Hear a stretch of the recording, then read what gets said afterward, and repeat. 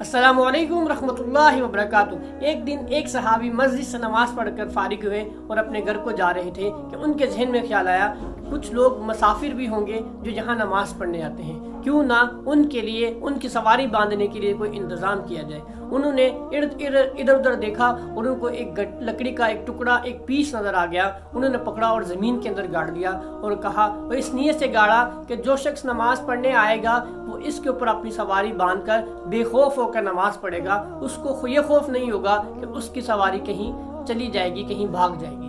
तो वो शख्स, वो सहाबी, वो लकड़ी का टुकड़ा ज़मीन के अंदर गाड़ कर अपनी मंजिल को चले गए। अब एक और सहाबी मस्जिद से निकले। उन्हें जब वो लकड़ी का टुकड़ा, वो गोठा लकड़ी का गोठा जब मस्जिद के बिल्कुल गेट के सामने देखा, उन्होंने सोचा कि यार कोई शख्स इससे गिरकर जो है वो चोट ना खा जाए, उसको कहीं नुकसान ना पहुंच जाए, कोई शख्स इसके साथ उलझ ना जाए। उन्होंने वो गोठा निकाल दिया। अब ये मामला रसूलुल्लाह सल्लल्लाहु अलैहि वसल्लम की खिदमत में पेश किया गया। आप सल्लल्लाहु अलैहि वसल्लम फरमाया दोनों को बराबर अजर मिला है। वहाँ पर मौजूद बाकी तमाम सहाबा ने कहा, या रसूलुल्लाह ये कैसे मुमकिन है? आप सल्लल्लाहु अलैहि वसल्लम फरमाया कि दोनों की नीयत ठीक थी, यानी कि अमल का तमाम दारोमदार किसी भी अमल को करने से पहले जैसी नीयत होती है वैसा ही आपको उसका अजर मिलता है। दोस्तों, आज हमें भी ज़रूरत है अपनी नीयतें दुरुस्त करने की। आज हम बहुत से नेक अमाल तो कर रहे हैं, बहुत सारी एफर्ट्स करते हैं, बहुत सारे जो है नेक अमाल करने की कोशिश कर रहे होते हैं।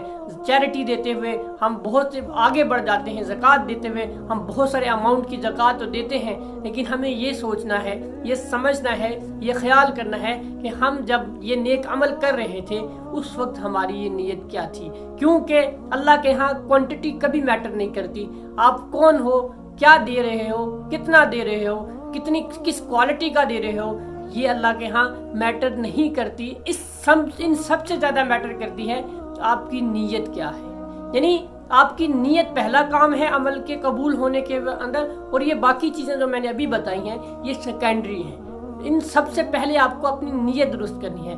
अगर नीयत ही दुरुस्त नहीं है तो आपका महंगा सा महंगा हज, महंगी ज़्यादा से ज़्यादा दी हुई ज़कात, लोगों के तामीर करवाए हुए बड़े बड़े घर और सलाब जदगान की हुई लाखों करोड़ों की इमदाद रायगा जा सकती है, अगर आपकी नीयत के अंदर कहीं ना कहीं ज़र्रा बराबर भी ये हो जाए कि इसकी वजह से मुझे मोहल्ले में, इलाके में, मीडिया में, इंटरनेट पे और टीवी पे, इंटेलेक्ट्रॉनिक मीडिया पे मेरी वावेला हो जाए। इसी तरह आपके हर अमल, ज़िंदगी में जो भी अमल आप करते हैं, इन सब का दारोमदार नीयत पर है।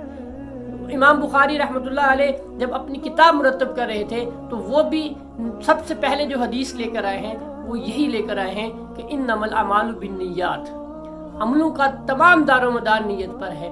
एक और हदीस सुनिए कि नबी सल्लल्लाहु अलैहि वसल्लम विजिट पर थे कि आप सल्लल्लाहु अलैहि वसल्लम ने देखा कि एक शख्स अपना घर तामीर कर रहा है।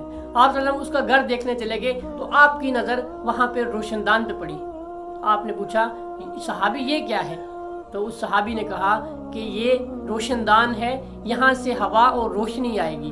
तो उसने फरमाया कि वो तो आनी ही आनी है। अगर तुम इसके साथ ये नियत भी कर लो कि यहाँ से आज़ान की आवाज़ आएगी, तो ये जब तक ये रोशनदान रहेगा तुम्हारे लिए अजर व सवाब का बाइस बना रहेगा। तो दोस्तों, नीयत की इस्लाम में इस कदर वैल्यू है। मेरे अपने महदूद इल्म के साथ मैं इस्लाम को जितना समझा हूँ, मैं ये समझता हूँ कि तमाम का तमाम इस्लाम का जो बेसिक बुनियाद है ना, वो जो नीचे बुनियादें हैं, वो नीयत है। आपकी जो नीयत होती है उसी तरह आपको उसका अजर मिलता है। भले अमल छोटा सा भी हो, आप एक दफ़ा सुबहान अल्लाह भी कहते हैं और एक दफ़ा आप रात भर क़यामुल लैल करते हैं, और क़यामुल लैल का मतलब जो है वो अपने घर वालों को, अपने साथ वालों को मुतासिर करना है, तो वो रायगा चला जाएगा। और वो सुबहान अल्लाह जो इखलास के साथ और नीयतन अल्लाह की खुशनुदी के लिए आपने कहा, वो बारगाह इलाही में कबूल हो जाएगा।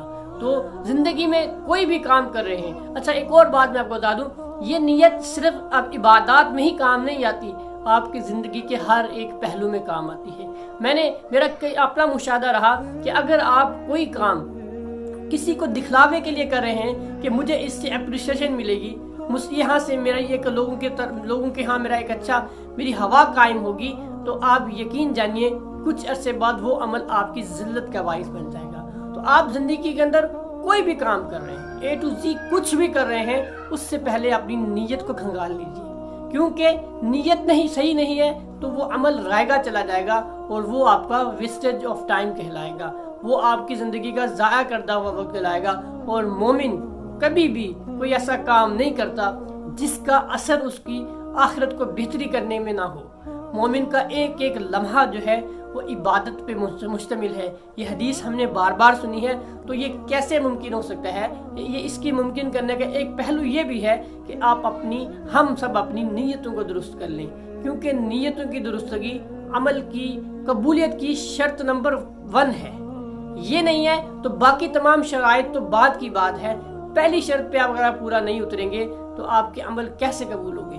تو اعمال اپنے قبول کروانا چاہتے ہیں، اللہ کے ہاں جو ہے خوشنودی حاصل کرنا چاہتے ہیں، دنیا میں مقام حاصل کرنا چاہتے ہیں، جتنی چیریٹی، جتنی زکوٰۃ، جتنے اچھے کام آپ کر رہے ہیں، اور اس میں اگر کہیں نہ کہیں آپ کی یہ نیت ہو گئی کہ یہ مجھ سے واویلا ملے گا، جس کو میں دے رہا ہوں اس کی نظر میں میری قدر بڑھ جائے گی، تو یقین جانیں وہ آپ کے لیے نقصان کا باعث ہے۔ آپ کا کیا ہوا ہر نیک کام سب سے پہلے اس کو اللہ کے حضور کیا دیکھا جاتا ہے کہ آپ کے کرتے وقت اس نے کیا سوچا تھا، دل میں کیا خیال آیا تھا۔ اچھا، اب یہ نیت جو ہے آپ کا اور آپ کے اللہ کا معاملہ ہے، یعنی کہ اللہ ڈائریکٹلی اس کو خود مونیٹر کر رہا ہے۔ تو کسی کو نہیں پتا چل سکتا کہ اگر آپ چیریٹی دے رہے ہیں، جتنی بھی آپ نے چیریٹی دی ہے، آپ کی نیت کیا ہے، یہ آپ کو دنیا کو نہیں پتا کہ آپ نے کس نیت سے دی ہے۔ یہ صرف آپ جانتے ہیں اور آپ کا رب جانتا ہے۔ اب خود سوچئے، جو معاملہ آپ کا اور آپ کے رب کا ہو تو آپ اس میں دوسروں کو کیسے ملوث کر سکتے، دوسروں کو کیسے اس کے اندر ملا سکتے ہیں؟ تو اس معاملے میں اپنی نیت کا بہتر ہو جانا آپ کے عمل کی قبولیت کی پہلی شرط ہے۔